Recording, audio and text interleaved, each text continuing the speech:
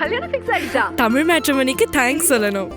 26 வருஷத்துக்கு முன்னாடி இதே தமிழ் மேட்ரிமோனி மூலமா தான் இவ அம்மாக்கும் கல்யாணம் பண்ணேன். கல்யாணம்னாலே தமிழ் மேட்ரிமோனி தான். அதிமுக வெர்சஸ் திமுக அப்படிங்கறத தாண்டி இப்போ டெல்லி வெர்சஸ் தமிழ்நாடு அப்படிங்கிற டேர்ம்ஸ் யூஸ் பண்ண ஆரம்பிச்சிட்டாங்க. அதை எப்படி பாக்குறீங்க? திராவிட முன்னேற்றக் கழகம் தேர்தலில் தனது பலத்தை விட பொய்யாக ஒரு கட்டமைப்பை ஏற்படுத்தி அனைத்து இந்திய அண்ணா திராவிட முன்னேற்றக் கழகத்தை பலவீனமாக இருப்பதாக காட்டிக்கொண்டு வெற்றி பெற்று விடலாம் என்ற ஒரு கணக்கை ஆரம்பத்தில் போட்டது. அதாவது முதல்ல எடப்பாடியார் மீது 2 குற்றச்சாட்டு. அவர் நெடுஞ்சாலைத்துறையில் ஊழல் செய்தார், கொடநாடு கொலை வழக்கில் சம்மந்தப்பட்டவர்னு ஆரம்பத்துலேருந்து சொல்லி பார்த்தாங்க. அவற்றையெல்லாம் நீதிமன்றத்தில் முறியடித்து அதில் வெற்றிகரமாக வந்தார். அப்புறம் அதிமுக தொடர்ந்து அதிமுகவுக்குள் கலக குரல் கேட்கிறது என்று சொன்னோம். நான் அப்பொழுதே பல இடங்களில் பேசி வந்தேன். இந்த இவற்றை அனைத்திற்கும் பின்னணியிலிருந்து இயக்குவது திமுக என்று பல்வேறு இடங்களில் நான் சொல்லி வந்தேன். நிறைய பேர் சொன்னாங்க அது பாஜக இயக்குகிறது என்றார். அதாவது திமுக இவர்களை, இந்த கலகக்காரர்களை டெல்லிக்கு அனுப்பி காவி வேஷம் தரித்து கொண்டு அதிமுகவுக்குள் கலகம் செய்யுங்கள் என்பது அவர்கள்கிட்ட கட்டளை.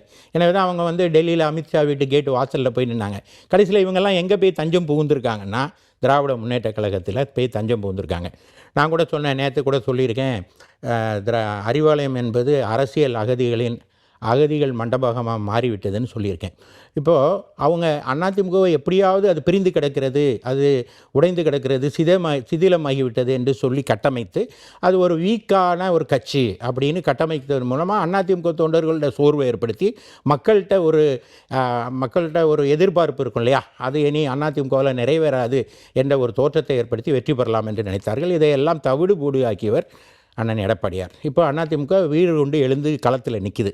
அப்போ அதிமுகவை வீழ்த்துவதற்கு என்ன செய்யலாம் அப்படிங்கிறதுக்கு அவங்க 2 விஷயங்கள் கட்டமைத்தார்கள். முதல்ல பாஜக தான் எங்களுக்கு எதிரி அப்படிங்கிறதுக்காக கட்டமைத்து பாஜகவோடு மோதுவது போல ஒரு தோற்றத்தை ஏற்படுத்தினார்கள்.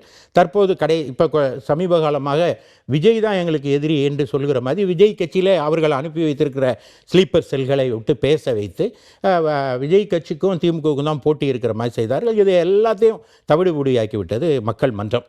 மக்கள் சபையில் அது எடுபடலை. எனவே இப்பொழுது புதிதாக ஒரு கட்டமைத்திருக்கிறார். 3 விஷயங்களை அவர் கட்டமைத்திருக்கிறார்.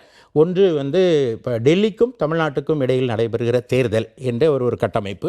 இன்னொன்று இந்தியை மத்திய அரசு திணிக்கிறது அப்படின்னு இந்தி உணர்வை தூண்டிவிட்டு அதன் மூலமாக குளிர் காய்ந்து கொள்ளலாம் என்ற ஒரு நினைப்பு. இன்னொன்று எடப்பாடியார் முதலமைச்சர் இல்லை என்று நீங்கள் பார்த்தீங்கன்னா பத்திரிகைகள், ஊடகங்கள் மற்றும் தொலைக்காட்சி, யூடியூப்பு எல்லாத்துலேயும் இந்த 3 அதிமுகவுக்கு எதிராக புற்றீசல் மாதிரி கருத்து வந்துக்கிட்டே இருக்குது. முதல்ல டெல்லி வெர்சஸ் தமிழ்நாடு அப்படின்னு அவர் ஏன் அப்படி சொல்கிறாருன்னா, டெல்லியினுடைய அடிமையாக அதிமுக இருக்குது அப்படின்னு அவர் கட்டமைக்கிறார். பொதுவாகவே திராவிடர்கள் தமிழ்நாட்டில் இருக்கிறவங்களுக்கு ஒரு சுயசார்பு சிந்தனை உண்டு. மத்திய அரசு நம்மளை ஆதிக்கம் செலுத்தும் போது அதை ஏற்றுக்கொள்வதில்லை. இதுக்கு இந்திய எதிர்ப்பு போராட்டத்திலேருந்து பல்வேறு வரலாறுகள் உண்டு. ஆனால் தமிழ்நாட்டுடைய உரிமைகள் அதை பாதுகாக்கப்படணும்னு மக்கள் நினைக்கிறாங்க. ஆனால் அந்த உரிமைகள்லாம் அதிகமாக யார் பலி கொடுத்தா அப்படின்னு பார்த்தீங்கன்னா, காவிரி ஆகட்டும், கச்சத்தீவு ஆகட்டும், முல்லை பெரியார் ஆகட்டும், பாலார் ஆகட்டும், நீட் ஆகட்டும், மீத்தேன் எடுக்கிறதாகட்டும், இப்படி எல்லா உரிமைகளையும் கல்வியை பொதுப்பட்டியல் கொண்டு போனது யாருன்னா திராவிட முன்னேற்ற கழகம். இதையெல்லாம் ஒரு பெட்ஷீட் போட்டு மூடி மறைச்சிட்டு தான் சுயம்புவாக நிற்கிறது போல ஒரு கட்டமைப்பை ஏற்படுத்தி அதன் மூலமாக பொய்யை விட்டு அதன் மூலம் வெற்றி பெறலாம்னு நினைக்கிறார். இந்த டெல்லி விஷயத்தை பொறுத்த வரைக்கும் திமுகவை நம்ம தவிர்த்துட்டு அதிமுகவினுடைய ஒரு பொது நிர்வாகியோ ஒரு தொண்டராக இருக்கக்கூடியவங்களுக்கு ஒரு விஷயம் தோணலாம் இல்லையா? ஒரு கட்சியினுடைய தலைமையாக இருக்கக்கூடியவர், கூட்டணிக்கு தமிழ்நாட்டில் தலைமையாக இருக்கக்கூடியவர், அந்த பேச்சுவார்த்தை, தொகுதி பங்கீடு பேச்சுவார்த்தையெல்லாம் தமிழ்நாட்டில் சென்னையில் ராயப்பேட்டை அலுவலகத்தில் குறைந்தபட்சம் சென்னையில் நடந்திருக்கலாம் இல்லையா அப்படின்னு ஒரு தோணலாம் இல்லையா? ஆமாம், சென்னையில் தான் நடந்துச்சு. தொடர்ந்து அவங்க இங்கே தான் வந்தாங்க, இங்கே தான் பேசிக்கிட்டு இருக்காங்க. அமித்ஷா 2 முறை வந்தார்.